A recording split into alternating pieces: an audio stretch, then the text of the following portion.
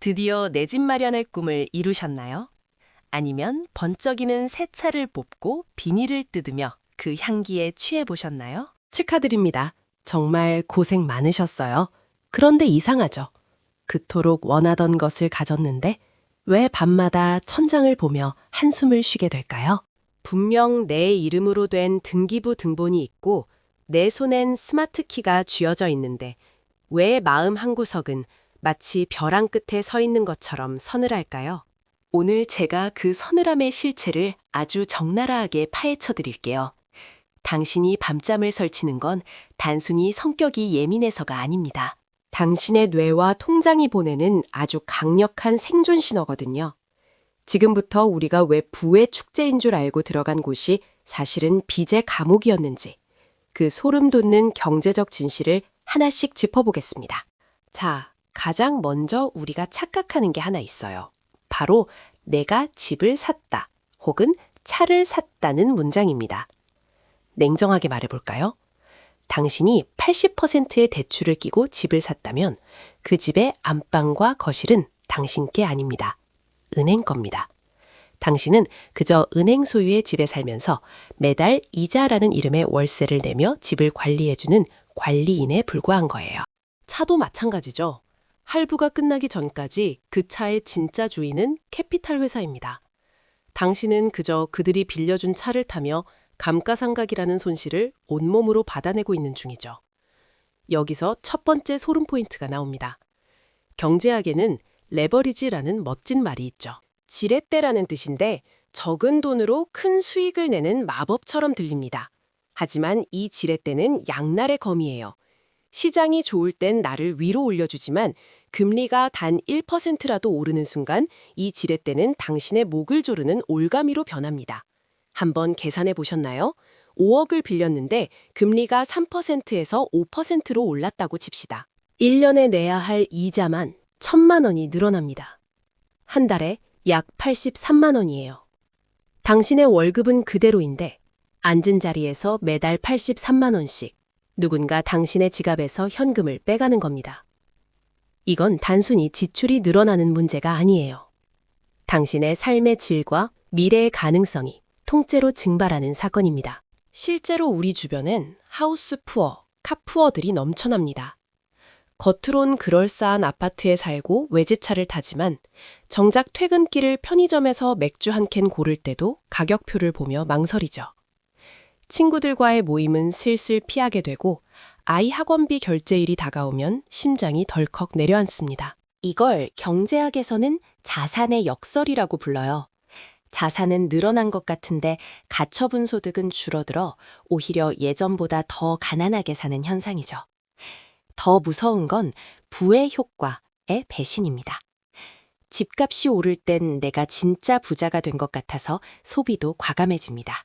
어차피 집값이 1억 올랐는데 이 정도 차는 타도 되지? 라며 또 빚을 내서 차를 삽니다.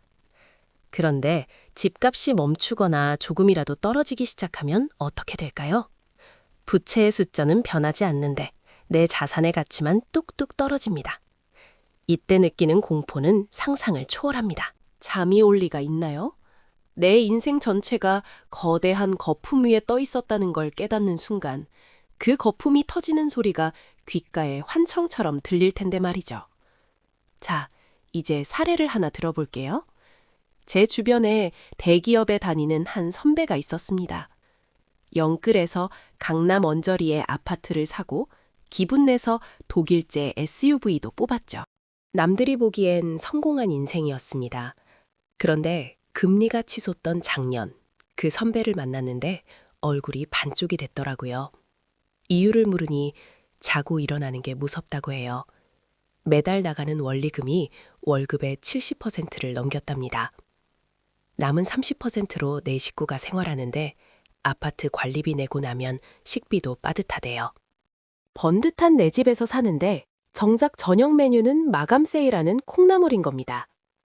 이게 바로 빚이 만든 기이한 풍경이에요. 그럼 우리는 평생 빚 없이 전세나 월세만 살아야 할까요? 아니요. 제가 드리고 싶은 말씀은 그게 아닙니다. 문제는 감당할 수 없는 빚과 나쁜 빚을 구분하지 못한 데 있습니다. 오늘부터라도 당장 이 두 가지를 점검하셔야 합니다. 첫째, DSR, 총 부채 원리금 상환 비율을 내 삶의 절대 기준으로 삼으세요. 금융권에서는 40%를 기준으로 잡지만 저는 감히 말씀드립니다. 당신의 심리적 평온을 위해선 30%를 넘기지 마세요. 내 월급의 30% 이상이 빚을 갚는 데 나가는 순간 당신의 삶은 능동적인 창조가 아니라 수동적인 생존으로 바뀝니다. 둘째, 자산과 부채를 냉정하게 구분하세요. 로버트 기요사키가 말했죠. 내 주머니에 돈을 넣어주는 건 자산이고 내 주머니에서 돈을 빼가는 건 부채라고요. 대출 끼고 산 집은 가격이 오르기 전까지는 부채일 뿐입니다. 특히 차는 사는 순간부터 당신의 돈을 갉아먹는 완벽한 부채예요. 이 부채들이 당신의 현금 흐름을 막고 있다면 그건 투자가 아니라 도박을 하고 있는 겁니다. 지금 밤잠을 설치고 있다면 그건 당신의 무의식이 지금 위험해, 뭔가 대책을 세워야 해 라고 외치는 경고음입니다. 이 소리를 무시하고 언젠가 집값이 오르겠지, 내년엔 연봉이 오르겠지 라며 희망 고문을 하지 마세요. 시장은 냉혹하고 금리는 당신의 사정을 봐주지 않습니다. 그래서 오늘부터 이렇게 하세요. 당장 내 가계부에서 빚의 비중이 얼마인지 숫자로 확인하세요. 그리고 만약 그 비중이 너무 높다면 자존심 다 내려놓고 살 빼기에 들어가야 합니다. 필요하다면 차를 처분하고 더 작은 집으로 옮기는 결단도 필요합니다. 남들의 시선보다 무서운 건 당신의 인생이 빚이라는 파도에 휩쓸려 떠내려가는 거니까요. 여러분, 진짜 부자는 통장에 숫자가 많은 사람이 아니라 밤에 발 뻗고 편히 잘 수 있는 사람입니다. 내 돈의 주인이 나일 때 비로소 우리는 자유로울 수 있어요. 빚의 노예가 되어 은행을 위해 뼈 빠지게 일하는 인생, 이제는 끝내야 하지 않겠어요? 오늘 밤 침대에 눕기 전에 딱 한 가지만 생각해 보세요. 내일 아침 내가 회사를 그만둬도 이 집과 이 차는 내 곁에 남아있을 수 있을까? 만약 대답이 아니오라면 당신은 지금 당장 변해야 합니다. 오늘 영상이 당신의 꽉 막힌 가심을 조금이라도 뚫어주었기를 바랍니다. 소름 돋는 진실을 마주하는 건 아프지만 그게 치유의 시작이니까요. 이 이야기가 꼭 필요한 분들에게 공유해 주시고 우리는 다음 시간에 더 현실적인 돈의 법칙으로 만나겠습니다. 쩐의 법칙이었습니다.